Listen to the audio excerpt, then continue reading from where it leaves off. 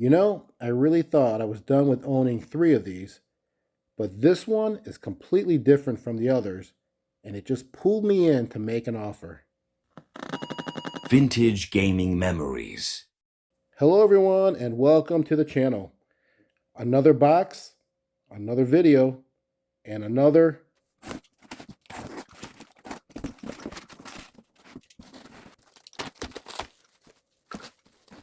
color organ. Yep, another color organ. This one is not a realistic name brand. Instead, it's a Saturn model D-15 audio-modulated light that was made by Maytronics Inc. from Colorado Springs, Colorado. Now, I think this came out sometime in the early 1970s.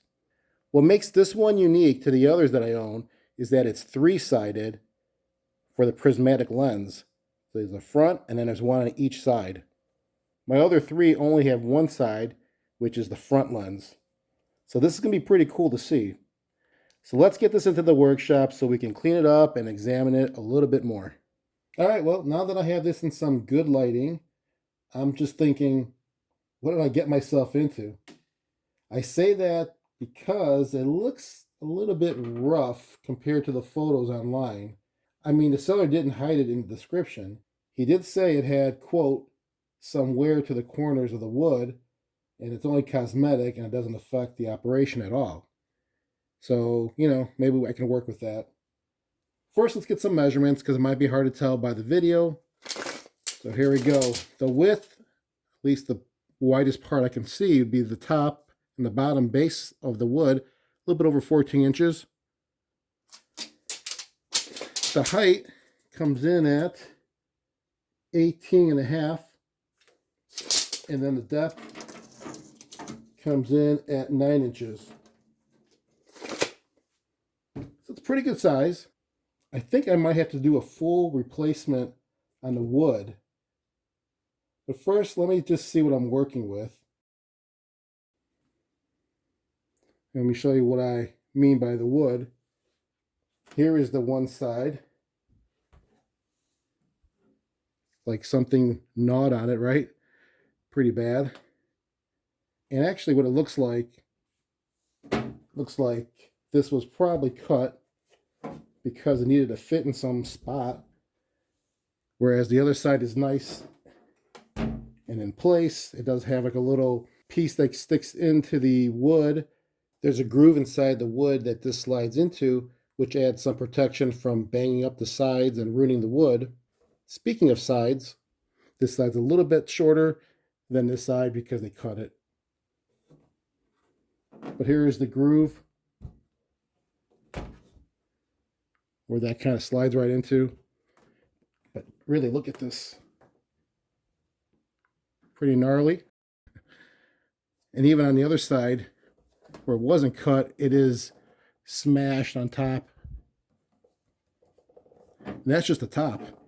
The bottom is pretty much the same on that side. It was cut as well. But at least it's not chewed apart.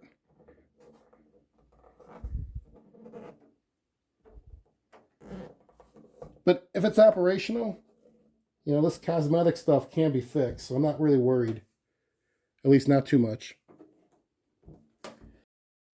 Well, so this is similar to the 1978 realistic color organ model 42-3013 that I have.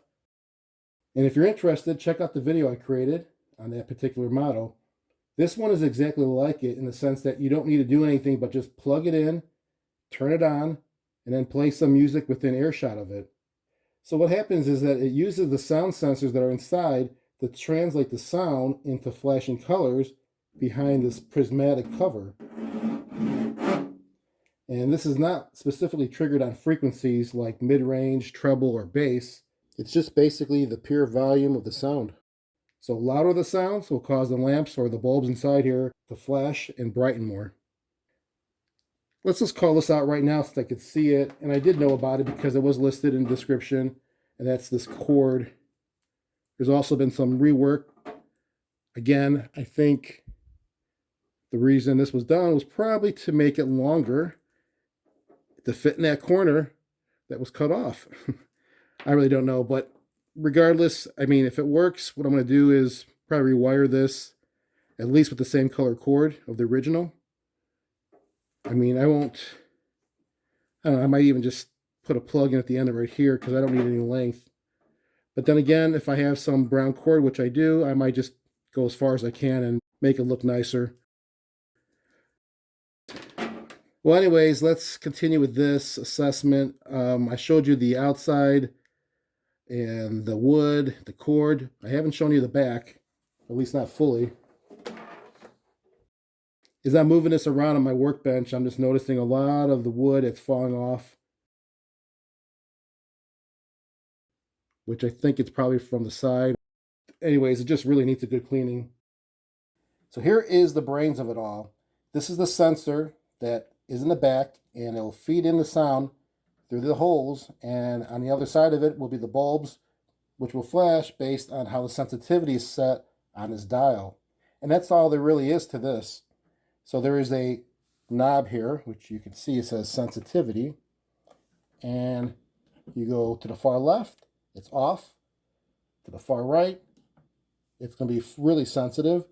And by what I mean with sensitivity is you increase the sensitivity, it becomes more responsive to the sound, which will cause the lights to react and flash more easily. I think what I'm going to do now is wipe this down as best I can on the wood, and I guess even on the plastic.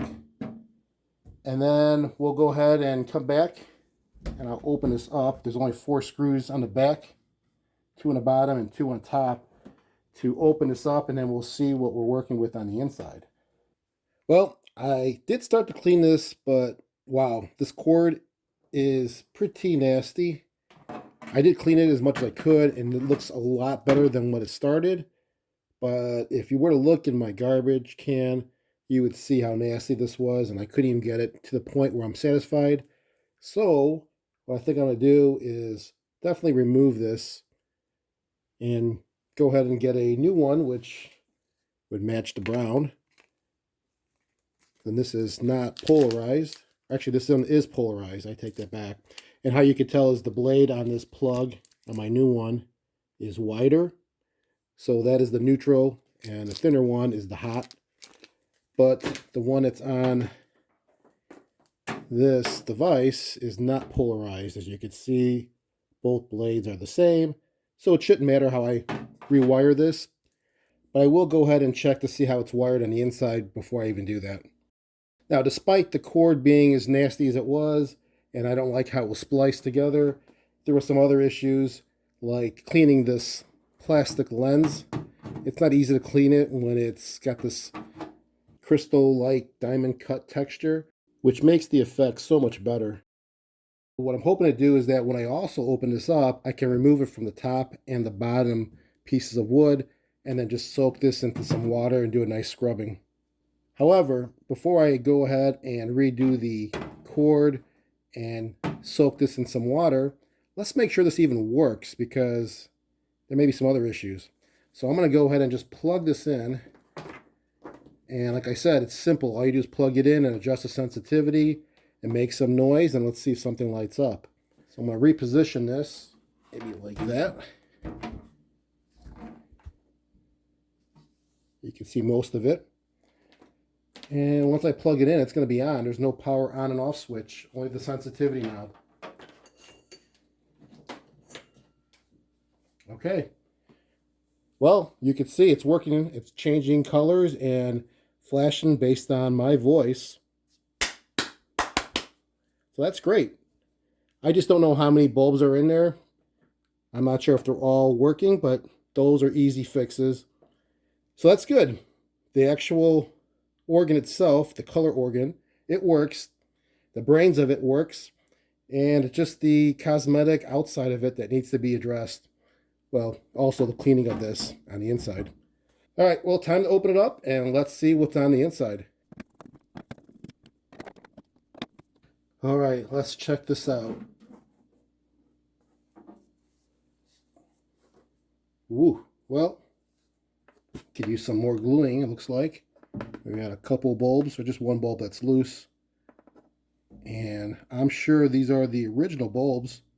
because I've seen this before where the color of the bulb kind of melts onto the cardboard. And look at that one. I don't think that's the right bulb. But we'll replace all this. Probably keep in the same sequence, or maybe we'll change it up. Looks pretty good though. So that's encouraging. Now, let's see how this would work out for me to get this cover removed from the wood. Because I really do want to soak it into a nice bath and get it all cleaned up instead of trying to wipe it down with a paper towel. So you can see how this looks on the inside. Here's the top. It just slides into place. So I think I can easily remove the top.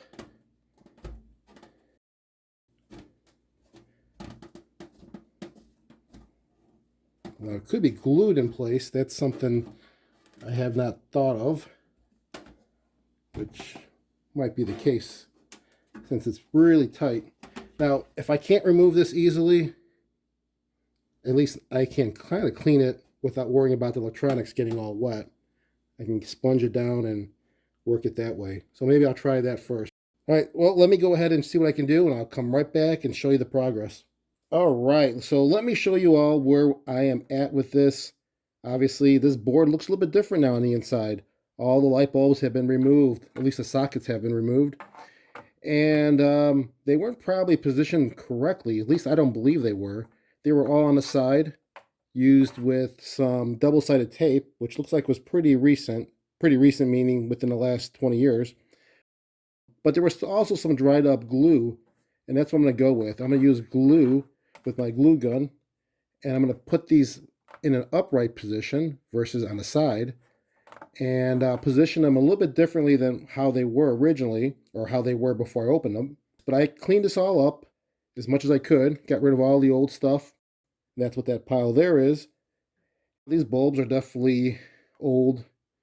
As I mentioned, some of it was still stuck to the back of the board because of the heat. But that's what I'm going to be doing next. So I'm going to go ahead and get all this positioned. It's going to look like this. This would go like that for the bottom and center. And then all around would be straight up. And ending off with these two right there. So there's total 7 sockets or 7 bulbs that will be put in place. So that's pretty much where I'm at with the light bulbs. And as far as cleaning that out, the actual inside and the outside of the case, I haven't done that yet. But I'm going to do this first, get this all glued up. And here's just the inside of the sound sensor in case you're curious of how it looks. I'm not really doing any work in there. I just wanted to see how it looks. Actually, I wanted to see the wiring. So I'm going to get back to work on getting these sockets glued onto the back of the board and show you how that looks in 1 second. All right, here is where we're at with this. I have all the sockets now upright and mounted. I have the lights put in place. And I kind of just made a pattern that was similar to the other one, but I don't think that was really a pattern. I have the red, and then the blues across, the greens across, and then the red on top and orange in the center. Everything looks great. I mean, this is solid. It's not moving anywhere. The other thing I did was I was able to clean this out. Let me show you how that turned out. So I had to take it upstairs and use my laundry tub. So this looks really good. You can get an idea how nice this looks, how much cleaner this is by the clarity, even though it is distorted because it is that prismatic lens. But on the inside, it's smooth. On the outside is where you can feel it. And the big difference, I think, it just looks a lot better. Took a while to get it cleaned. Well worth it. So that's ready to go.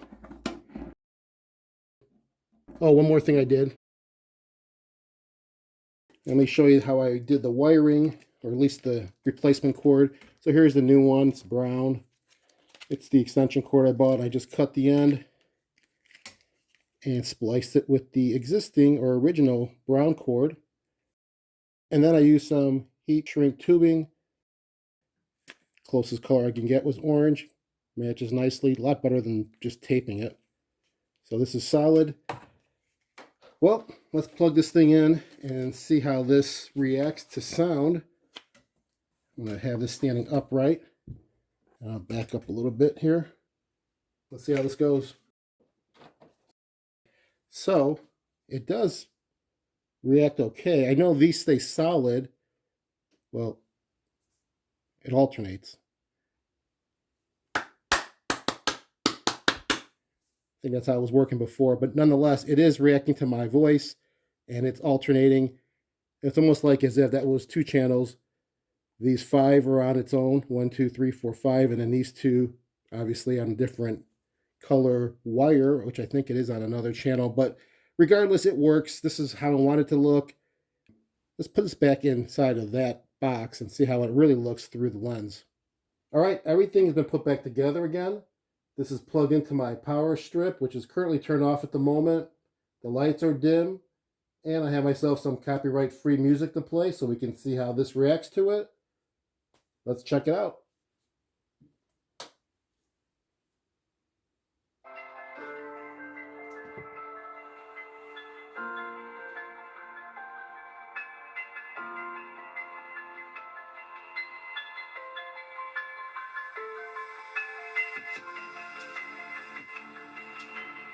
You know, this looks really good. There's just enough changing between the 2 channels to make a nice effect of the lights. You don't see one channel staying constantly lit over the other, so that's good. Let me go ahead and turn all the lights off so we can get a real appreciation of how this looks in the dark.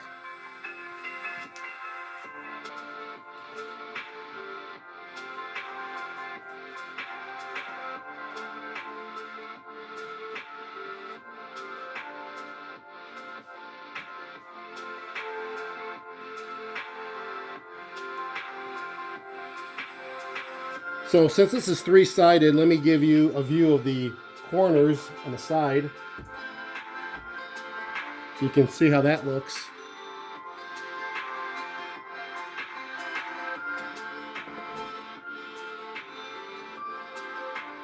Actually, this didn't turn out too bad. I'll have to do a follow-up video once I figure out the right type and color of wood that I want to use to replace this one with. But I think that'll do it for this video. Thanks for watching. I really appreciate your time. Let me know if you've ever seen this particular model of a light organ, because I think it's kind of rare. Maybe I just haven't really found much details online. This is an early 1970s Saturn model D15 audio-modulated light made by Maytronics.